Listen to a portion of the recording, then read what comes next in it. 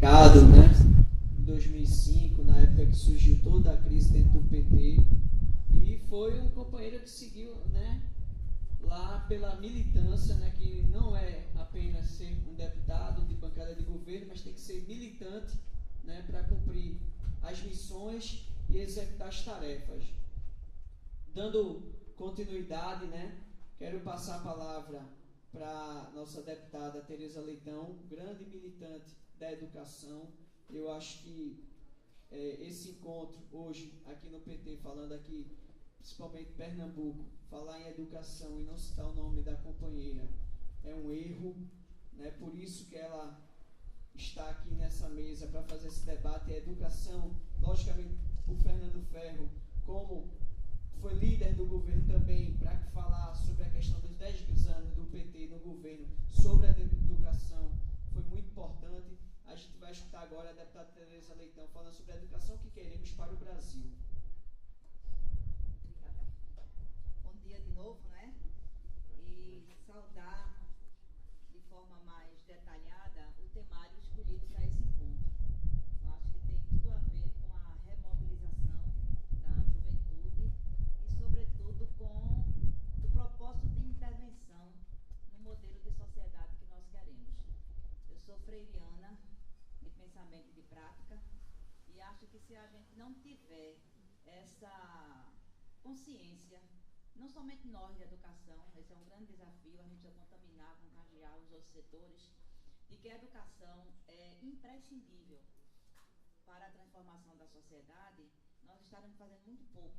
E por isso que os modelos tecnicistas da década de 70, o modelo do Estado mínimo da década de 90, tanto prejuízo trouxeram ao modelo de educação que o PT vem discutindo desde Paulo Freire, desde Florestan Fernandes, tendo como referência o Manifesto dos Pioneiros de 1932, com Anísio Teixeira, que inspirou muito as lutas, a concepção e a formulação do PT. Isso tem tudo a ver com a juventude, né? Tem tudo a ver com a intervenção do movimento estudantil, tem tudo a ver com o lugar que a juventude ocupa nessa sociedade. O direito à educação é coisa ainda para ser conquistada. Então, eu vou falar um pouquinho da formulação que o PT tem. O PT formula as suas teses da educação no organismo chamado CAED, Comissão de Assuntos Educacionais do PT. É uma espécie de setorial, o nome não é setorial, mas funciona como se fosse. Nós temos uma coordenação, eu faço parte inclusive da coordenação nacional, formada por representantes do parlamento, representantes do governo, representantes do movimento sindical, nós temos representantes da CNTE, da FASUBRA, do ANDES, e isso tem trazido para a discussão dos programas de governo um ideário, né? Um ideário que eu reputo que na primeira campanha de Lula, quando a gente formulou uma escola do tamanho do Brasil, estava muito explícita essa consciência do direito, essa busca do direito, e direito, para ser direito, tem que ser universalizado, e foi isso que o governo trouxe e incorporou, né, as suas ações, e Ferro aqui já colocou algumas delas. Então, quando a gente diz que defende... Quer que eu fale? Helena, presidente do Sintep, secretário de Assuntos Educacionais da CNTE, né? Quando a gente diz que defende uma escola pública, gratuita e de qualidade, isso não é uma simples palavra de ordem. Não é uma simples palavra de ordem. Nós, inclusive, acrescentamos um dado a essa conceituação, porque isso é um conceito. Quando nós dizemos que defendemos escola pública, gratuita e de qualidade, na década de 90, com a chamada qualidade total da educação, trazida pelos neoliberais, nós incluímos um adendo mais explícito do que é que nós entendemos como qualidade. Então, a nossa concepção é uma escola pública, gratuita e de qualidade referenciada socialmente, ou de qualidade social, para fazer o contraponto com aquela onda, né, neoliberal do governo de Fernando Henrique Cardoso.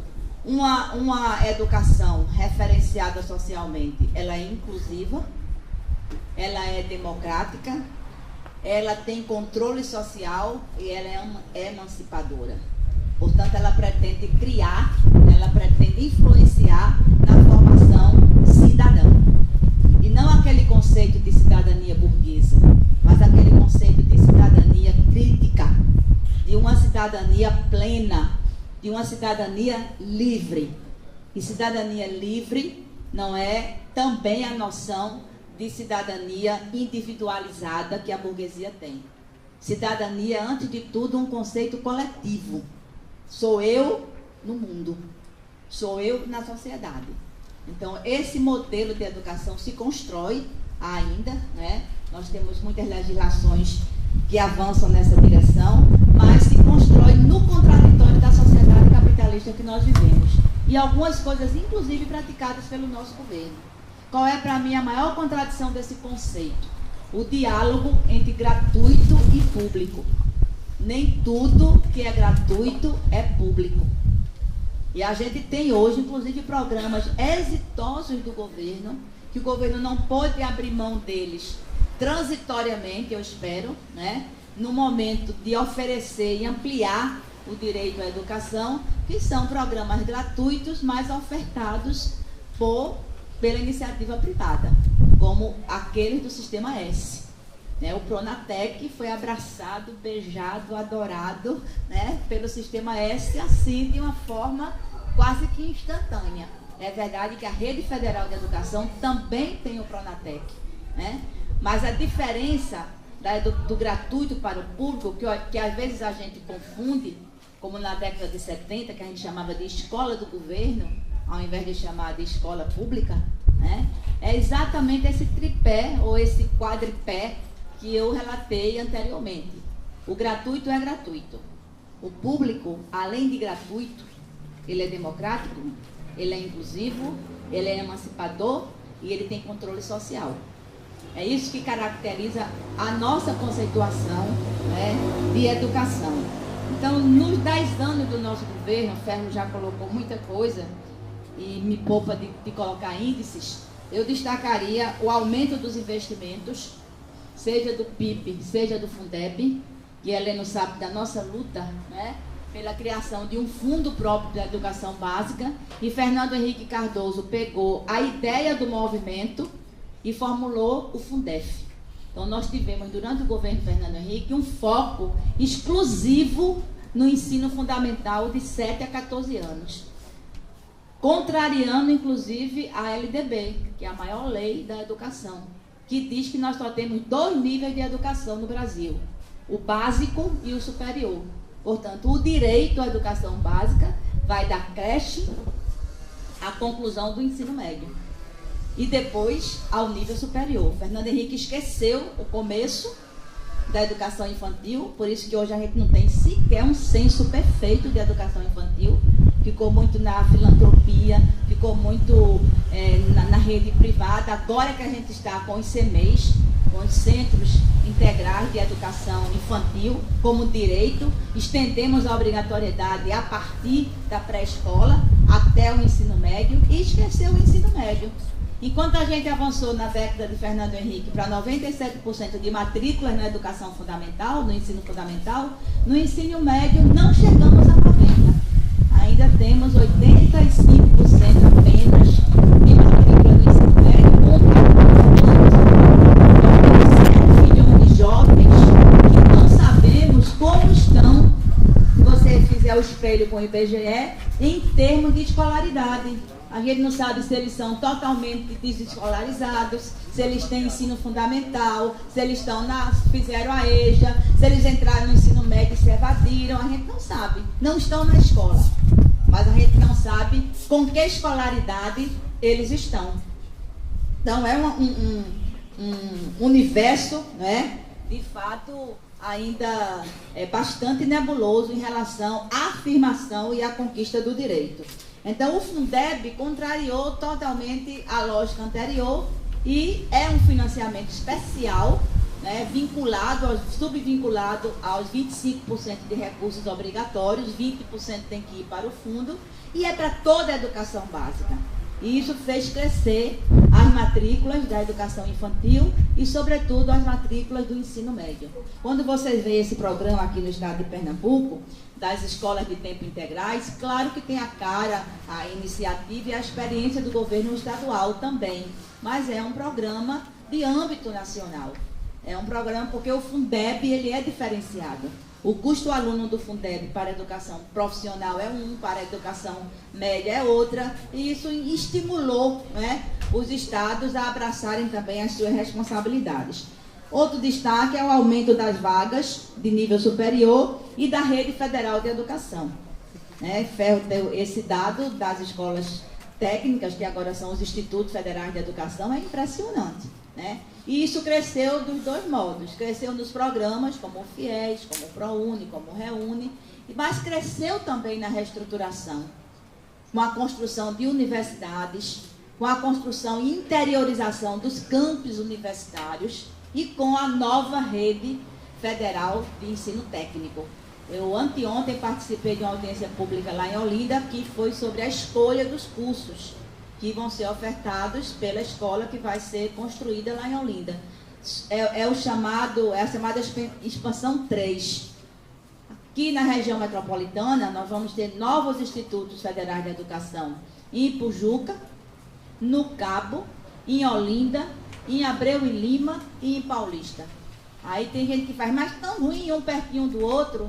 Não, não é ruim, porque isso está sendo feito de maneira estruturante, então os cursos não vão ser repetidos. Cada um vai ter a sua vocação e a sua especificidade na oferta dos cursos, de modo a cobrir a demanda da região metropolitana, que hoje ninguém pode pensar a sua cidade, em termos de região metropolitana, desvinculada desse arco. A gente debateu muito isso, né, Ferro, quando a gente era pré-candidato ao Cabo e à Olinda. A perspectiva tem que ser metropolitana, é o pacto metropolitano, são os consórcios metropolitanos. Então, a estruturação desse ensino técnico, ela está sendo feita de uma forma que os programas tenham o seu lugar, embora não sejam prioritários. A diferença da política e do programa é essa. Os programas são transitórios, são emergenciais, são necessários, porque a defasagem é imensa, mas o governo não está se descuidando da reestruturação da educação no nosso país. E aí o pessoal me pediu para falar um pouquinho sobre a CONAI, né, a Conferência Nacional de Educação, que é um momento que espelha muito bem a concepção de educação que a gente defende. Por quê? Porque é um momento de formulação, é um momento de controle social, é um momento de participação democrática e um momento que o governo, diferentemente do governo passado, de Fernando Henrique, está acolhendo a formulação da sociedade. No governo de Fernando Henrique, era para ter o Plano Nacional de Educação desde que a LDB foi aprovada, desde que a Constituição foi aprovada, em 1988. Não houve. Foi preciso um movimento social fazer 5 CONEDs, os Congressos Nacionais de Educação, elaborar uma proposta de Plano Nacional de Educação, dar entrada nessa proposta através da bancada do PT no Congresso Nacional, para poder Fernando Henrique apressadamente lançar um plano cartorial tirado da gaveta para, por desvio de tramitação, ao invés de tramitar apenso ao nosso, tramitou como um projeto principal, sem acatar a discussão acumulada da sociedade nos CONEDs.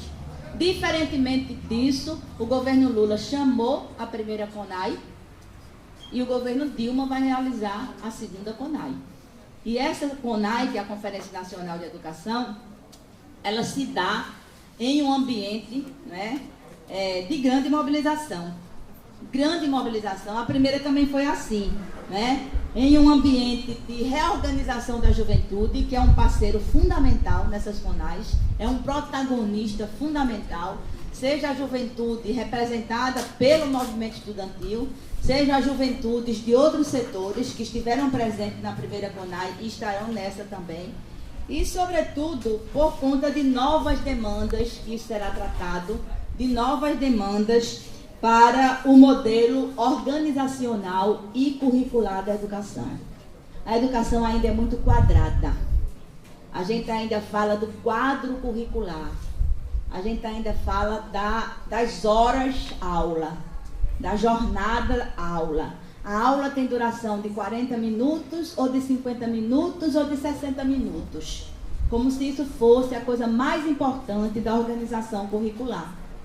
A ossatura da escola é exatamente a sua organização curricular. Os tempos e espaços que a escola tem para que o jovem se sinta pertencente àquele ambiente. A escola é chata. A escola é careta. A escola, ela não comunica ao jovem tudo o que ele quer comunicar. Evidentemente que eu não estou dizendo que isso é uma regra geral, né? Evidentemente que eu não estou colocando o bem contra o mal. Eu estou colocando o diálogo que existe entre o que nós temos para a gente ter o que nós queremos, né? Então, o modelo organizacional e curricular da escola está em xeque. Por quê? Porque a escola é um instrumento da sociedade, é uma instituição da sociedade. Ela dialoga permanentemente com a sociedade. Tanto ela influencia, e pode influenciar mais, quanto ela é influenciada. É essa a grande discussão que Paulo Freire faz entre a educação emancipadora e a educação reprodutora do status quo, da sociedade, do modelo que nós temos. Então, indagar sempre, não estar nunca satisfeito, se indignar sempre, é uma coisa que para a educação é vital. Uma educação acomodada é mortal. Então, é preciso que a gente amplie isso na nossa CONAI. Então, o que é de novo que a gente precisa organizar? A era digital. Vocês estão vendo aí, todo mundo agora quer ter seu tablet, né? Ontem a gente teve a notícia, Helena, de que os professores da rede estadual estão recebendo tablets. Professores do ensino médio, por conta do processo de municipalização, né? Mas qual é o programa que vai ser utilizado nas escolas com esses tablets? Vai ser um instrumento individual do professor ou vai ser um instrumento de comunicação com a sua sala de aula? Como é que a gente vai colocar isso para além das aulas de informática nos laboratórios que agora praticamente todas as escolas têm? Essa é uma indagação que a gente precisa fazer ao tipo de organização da educação que a gente quer. A ética da convivência. A gente vai ficar com a ética da moralidade burguesa, que diz simplesmente que roubar é feio, mas que aprova o jeitinho brasileiro de roubar. A gente vai ficar com a hipocrisia de criticar as novas estruturas familiares, as novas formas de relações homoafetivas e, ao mesmo tempo, encobrir quando aquilo pertence à nossa família, aceitar porque é bonzinho e é da nossa família, é meu amigo, mas criticar a regra geral. O que é que a gente vai fazer e como tratar o sentido da educação pública como um direito quando a gente tem a maioria da população carcerária formada por jovens de até 24 anos? Como é a educação prisional? Vocês sabem que o preso ou a presa, quando ele trabalha, por dia de trabalho, por horas de trabalho, tem uma diminuição da pena. Mas quando ele estuda, não. Precisa fazer, Edla já está atrás do deputado federal que queira fazer essa emenda na Constituição. Para considerar, e tem aulas nos presídios, com muita dificuldade, mas tem. Mas não se considera. Olha, eu vou contar uma história rapidinho a vocês, só abrindo um parede. Eu estou com uma amiga que está com um filho preso na Alemanha. Ele foi pego como mula, né, carregando, não sei qual droga, acho que aquela que amarra, pó, né, a cocaína. E ela vai lá para a Alemanha porque ela não quer que ele volte. Ele pegou 5 anos de prisão. E ela vai lá falar com a advogada dele, que é da assistência judiciária, porque a prisão tem o formato de um albergue, ele trabalha, recebe salário e foi obrigado a estudar uma língua. Como ele já dominava o inglês, ele está estudando alemão. Aí ela disse, eu não quero que ele volte, porque se ele voltar, ele vai ser visado por quem se encarregou de fazer ele de mula. Se for preso, vai para um sistema carcerário desumano, não vai poder estudar e nem muito menos ter uma profissão, se profissionalizar como ele está fazendo lá. Qual é a ética dessa convivência que a gente na educação está trabalhando? Né? Então, isso são novos valores. Não é que a gente esteja desvalorizando valores passados, já tão arraigados e repassados, né, de geração em geração, não. Atualizar valores não significa negar valores. Atualizar valores significa até preservá-los. Até preservá-los, porque senão eles caem no esquecimento. Então, essa ética da convivência em um mundo capitalista, como Ferro disse, em um mundo movido pelo consumismo, em um mundo onde o sucesso individual é endeusado, em um mundo onde o descarte das pessoas é praticado cotidianamente, significa essa cidadania coletiva também. E a escola não pode viver somente de pódio, de ranking. Quem tirou o primeiro lugar? Estou vendo aqui que vocês estão até com troféu aí, né? Quem tirou o primeiro lugar? Quem vai ganhar o bônus? Quem alcançou o melhor IDEB? Palmas para ele que ele merece. Não é assim. Não é assim, né? O outro aspecto, nos meus 5 minutos finais, é a discussão da neurociência. Que nós precisamos fazer com mais estratégia, né? Que é uma área do conhecimento que pode ajudar muito, inclusive as nossas teses de esquerda. Pode combater o tal do psicologismo, que é uma coisa que individualiza muito na educação. E a questão que Ferro já falou também do meio ambiente e da sustentabilidade dos recursos. Isso, inclusive, é tema da nossa conferência de educação. Então, a primeira CONAI, ela mobilizou mais de 3 milhões de pessoas, não foi, Helena?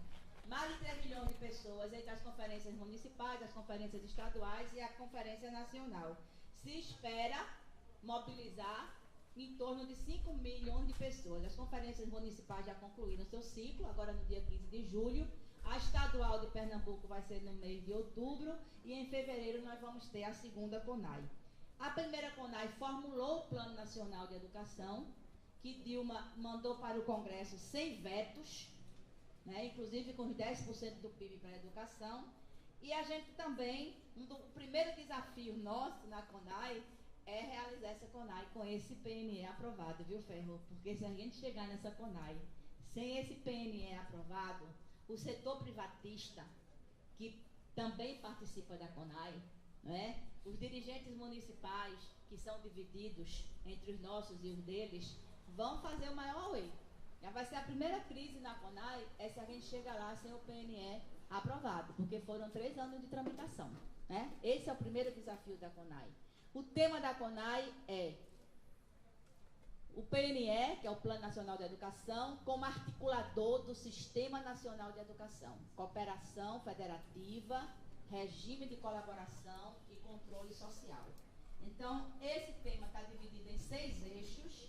E o principal saldo qualitativo da primeira conferência para essa foi a emenda constitucional 59, que ela deu ao PNE uma dimensão de ser o articulador desse sistema. O PNE não vai ser uma lei, simplesmente. Ele vai ser uma lei reguladora, porque ele vai articular o Sistema Nacional de Educação, diferente do que o educador, muito bem quisto no meio, ex-ministro da Educação de Lula, hoje um crítico feroz e ferrenho do governo Lula, o senador Cristóvão Buarque, está contrapondo a organização do Sistema Nacional de Educação à federalização do ensino. É impossível, porque nós somos uma república federativa, onde os municípios têm autonomia. Então, ou ele vai mudar a Constituição, ou nós vamos ter um regime de ensino absolutamente centralizado na União. Cadê o grito dos municípios? Não? É preciso se tratar o sistema à luz da organização política e federativa que nós temos, né? Esse também pode ser um debate quente, né, na conferência. Outro ponto que eu destaco como fundamental é a vinculação da proporção do PIB para a educação. 10% do PIB com o compromisso de Dilma de não vetar. o diálogo e a discussão, o debate dos royalties, que saiu um pouco diferente da previsão, né? Não está de todo mal, porque vinculado à destinação de 75% tem o fundo, e aí com o fundo isso aumenta nominalmente, não é? A destinação dos recursos e a cooperação federativa.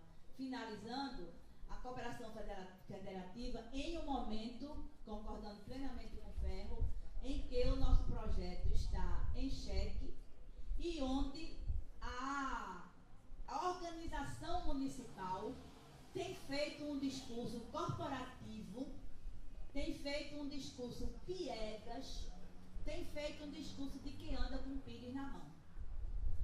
O município realmente é o ente mais pobre da federação, mas eu me lembro que Lula disse no seu primeiro governo, é verdade, nós temos muito município pobre, mas também nós temos muito prefeito rico, né? Vocês viram aí agora do Fundeb, 7 entre 10 municípios do Brasil não usam corretamente o recurso do Fundeb e desvia dinheiro do Fundeb quem quer. Porque a LDB diz claramente o que é e o que não é manutenção e desenvolvimento do ensino. A lei regulatória do Fundeb e as portarias subsequentes ensinam o beabá. Tribunal de Contas, Undime, CNTE, dá curso para os gestores utilizarem bem a sua planilha. Então, de fato, ou é ignorância e incompetência total, ou má fé.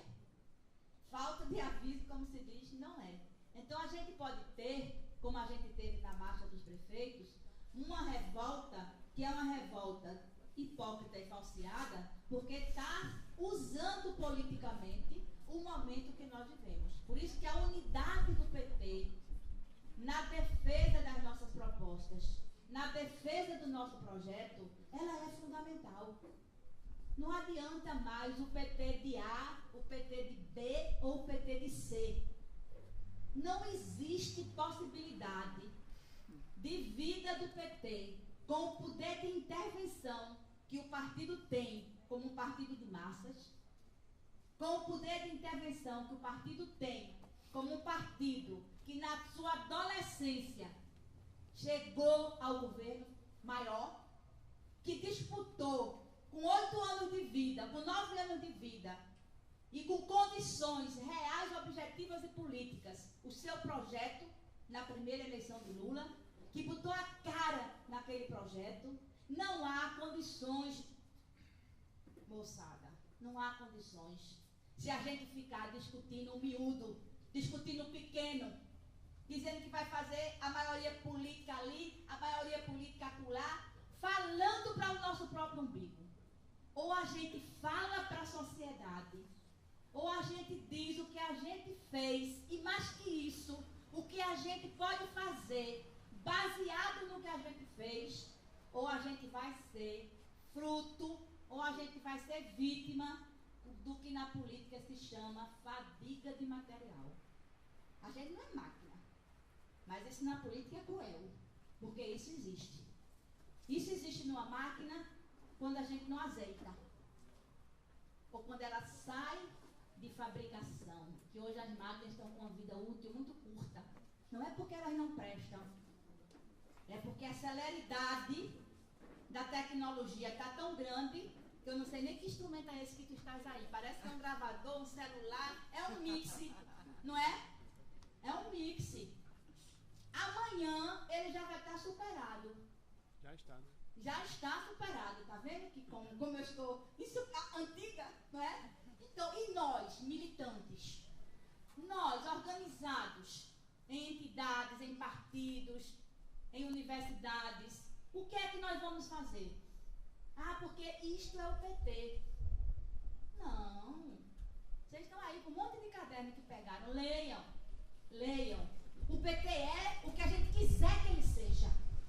O PT é as suas teses. Ferro é um dos assinantes do 113. Eu não. Eu sou mais recente do PT. A minha militância primeira foi a militância sindical. E eu era tão ingênua que eu achava que o sindicato me bastava. Eu passei 20 anos da minha vida totalmente mergulhada no ambiente sindical. Helena sabe disso, que foi meu sucessor na CNTE. Viajei esse Brasil inteiro. Eu fazia 40, 45 viagens por ano pela CNTE. Eu achava aquilo o máximo. Não preciso de partido político. Até eu compreender os limites da organização sindical. Até eu compreender que o sindicato poderia sim ser um parceiro do partido político. Mas o projeto de sociedade, e mais que isso, a implementação desse projeto de sociedade, a disputa institucional pelo poder, não para ter o poder, mas para utilizar esse poder de acordo com o projeto, é o partido quem tem. Então não desistam desse partido. Não desistam. Ele tem muito caldo ainda para dar. Agora depende muito dessa relação geracional que Ferro abriu falando. Eu já sou avó, mas eu me sinto muito bem aqui. E eu dizia muito isso no Sintep. Eu fui candidata a presidente do Sintep 3 vezes. A terceira eu não queria mais. Nem cumpri o meu mandato todo. Eu dizia, ou a gente faz um discurso para a categoria de que a renovação não se dá somente através de pessoas, mas se dá com pessoas e com projetos, ou a gente vai ficar como aqueles sindicatos pelegos que tem um presidente há 20 anos, há 15 anos, há 30 anos. Então, esse é o desafio de vocês. Segurar o PT, acreditar no PT, questionar o PT, reformular o que precisa ser reformulado, preservar o que tem que ser preservado. E dizer não somente ao PT, mas dizer sobretudo nas ruas, foi esse o projeto que mudou o Brasil. Muito obrigada e bom encontro.